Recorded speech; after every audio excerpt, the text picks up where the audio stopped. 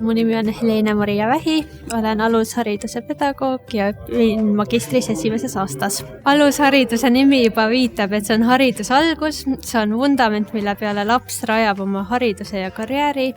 Minu soov ja suundumus on olla just töötada lastega ja siis panustada just nende arengusse. Eriala annab väga põhjalikud teadmised lapse õpetamisest, kasvatamisest ja arengust, et me teeme väga palju praktilisi töid ja see toobki see praktika ja teooria kokku.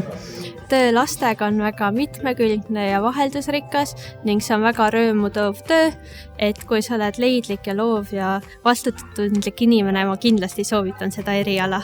Valisin Tallinna Ülikooliga magistrihariduse jaoks, kuna mul oli väga positiivne kogemus bakalauruses. Ma teadsin, et siin on väga toetav keskkond nii õppejõude poolt kui ka teiste kursuskaaslaste poolt ning ma tahtsin just siin oma haridust omandada.